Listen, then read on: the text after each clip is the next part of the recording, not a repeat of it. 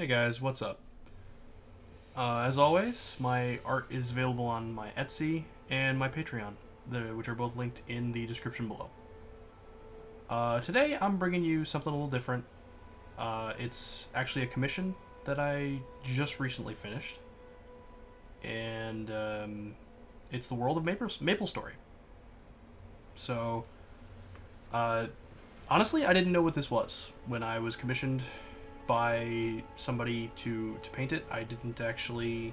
I've never played the game. I don't know anything about it. So I was coming at it from a fresh perspective, given the references that they gave me, and everything that I was supposed to do. There's two maps in this set, as you saw from the intro. They're the world map, the whole world of the original game. I know that there's been expansions. I've looked this up a little bit. I know that there's been more to the game since its release, but this is like the original from my understanding. What I'm doing here is actually pretty late in the late stage painting. I'm kind of just filling in forests. I'm doing a lot of color work. I'm doing a lot of the later side of everything, because a lot of the recording processes I've done, I've noticed that I cover a lot of the sketching and I don't do a lot of the finalizing. So I've got much more of that in this video. So yeah, just in case you guys are curious about my process for stuff like this, maybe, I don't know. This took about, I would say, 30 to 40 hours to complete. Between both pieces, there was two maps in one. Between the Victoria Island and the whole world. So yeah, hope you guys enjoy it. I've gotten into recording my process a lot more lately. I'm enjoying that. From the information they gave me on this piece, it was I was heavily relying on references, but between what they gave me, what I could find on Google, the previous art style of the game itself, that kind of thing, I was just kind of juggling a lot of that. So this Kerning City area is very much like a New York, Manhattan style thing for me. The original reference showed construction work, so I included that on the eastern side, but a lot of it was basically just like a maze of buildings that I tried to include. The landscape side of Victoria Island was much more of a painted bird's eye perspective style. I don't know if you've ever looked at Google Earth or Google Maps, but those two, like Google Maps has become Google Earth in a lot of ways recently, where the 3D data that they can represent in real time is actually very impressive. But if you ever go into Google Maps and you click 3D, a lot of the maps you're gonna get are like this perspective, and it's honestly one of my favorite ways to paint is this perspective. Like a far away, almost like a satellite view, but like a little off, a little bit, angled. I don't know why I like it so much. It gives you, I guess, it gives you that 3D information between like form and depth and shading, but also it doesn't hide too much, I guess. Because if you're looking at something from too deep an angle, it's going to hide things behind it, and you don't want that for a map.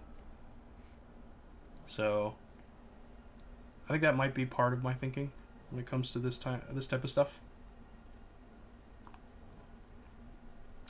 I juggled around a lot with colors late in the game. I really didn't want to go crazy saturated. I did a piece recently that I think I went too saturated with a lot of the colors, unfortunately. The client liked it, so I wasn't about to tell them how to navigate their preferences, but I was unhappy with it, and I've always struggled with color from a colorblind perspective. I hate to use that because it's like I feel like that's just such an excuse when I can learn, I can still grow and improve with color, even though I am moderately colorblind.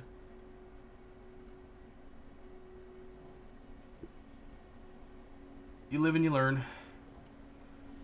I don't mind how this one turned out.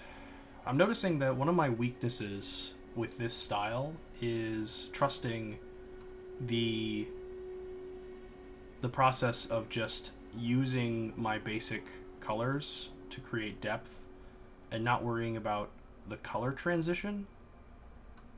Because I'm constantly trying to like say, oh well, mountains are gray and the grass is green and like all this stuff, but then like, what is the majority of the land color? And finding that color is very difficult. I'm finding. So what I did on this one was find a pretty neutral green, an earthy green, and I erased it away to show some of the sepia tones underneath to show it kind of more dry, arid sort of texture, or not texture, color for like the northern area that's kind of desert, rocky, got a lot of cliffs and reminds me of like Utah or Nevada.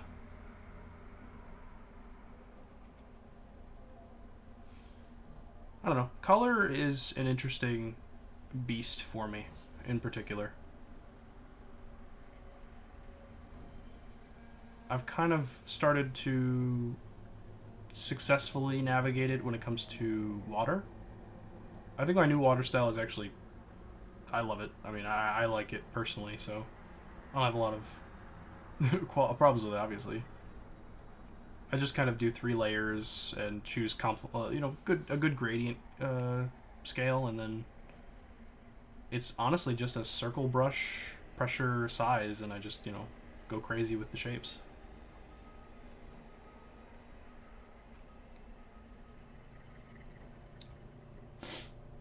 Did a lot of cliff work late in the game. Did a lot of lines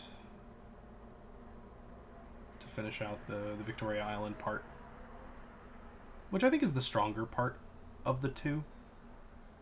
Not to say that the Maple Story or the Maple World map is bad. It's not. It's just I enjoyed this one more. The world map does have a really good mountain style. If you haven't followed me if you haven't seen some of my how I do mountains and stuff, I did a video kind of teasing one of my styles, because like my mountain video doesn't cover all of my mountain styles, because I do have a secret method, if you will, of making relief mountains like a top down topographical style very quickly, and it's in Photoshop as well. So I used that for this piece, a lot of that. But what I did for that is actually, it's not top down. I kind of angled it, which it only works if you kind of cheat. You have to cheat it a little bit. You have to paint on top of what's there, but it really does create a nice shading, a soft shading with a highlight, almost like a bubble texture, and it does it very quickly, which is key. So that'll come up when I do the world. Right now I'm just kind of finishing up the northern area, getting done with that. I liked how this turned out, like I said. I want to do more maps in this style. I like the cartoony but painted texture. It's fun. I also like this green. I don't know why. That like ground texture green is yeah.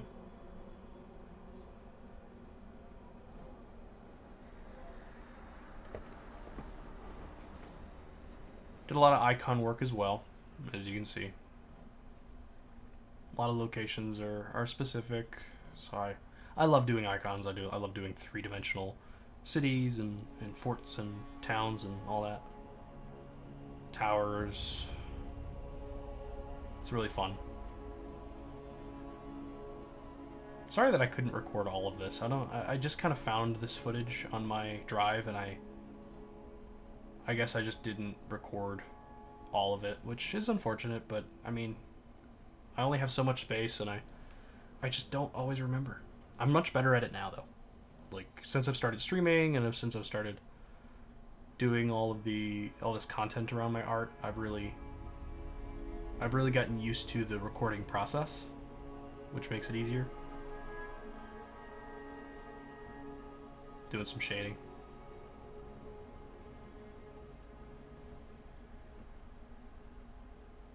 This one took a while, which is fine. I just wish I could work faster. If I could work faster, I could get so much more done.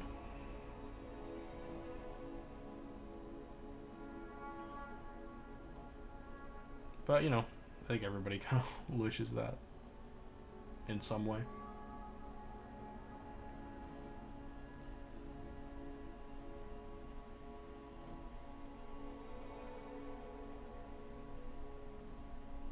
So let me know if you're enjoying the videos.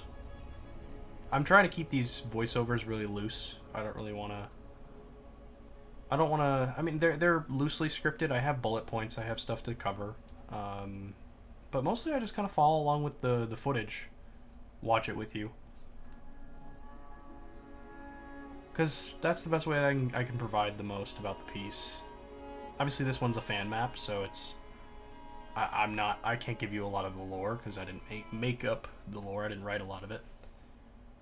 But also it was a commission, so it's... You know, it wasn't a passion project for me. If somebody didn't order this, I probably wouldn't have made it. That happens. This side view camera, by the way, is not something I do anymore. I did this for like this piece basically, and I kept running into this problem. You can kind of see it here and there where it's, for one thing, it's focusing and all, like it's having issues focusing on my hand versus the screen versus anything else that's in the scene. But also the lighting issue from my window is really bad. So it constantly has that like exposure issue. So lighting in my room is not great for this. I think my one camera angle that I figured out for streaming is fine, but everything else kind of doesn't really work, unfortunately.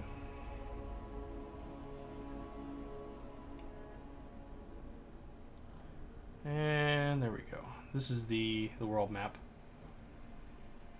I had to make some changes, so a lot of this is like is me adjusting things based on discourse, you know, with the client, talking to them about their preferences, what they like, what they don't like, getting feedback.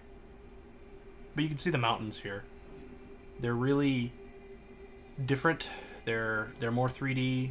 They're like lit, kind of, because Photoshop has that lighting engine for the bevel and emboss layer effects, which is what I use. I have a whole video about that on my Patreon, linked below. I go into depth about on like how I make those mountains, how I set up my layers, how the whole thing happens.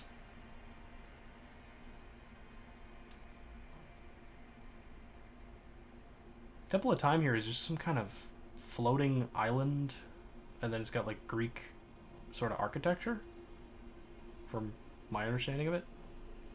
Cool. Super cool.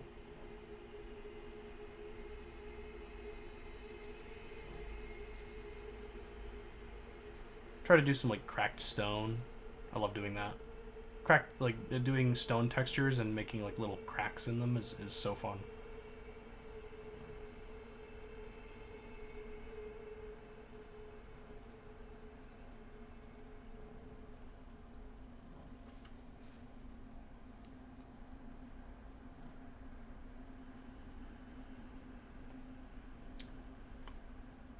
So anyway, thanks for watching.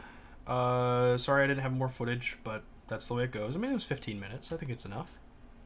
So check me out on Patreon and on Etsy. I'm also on Instagram. I'll link below.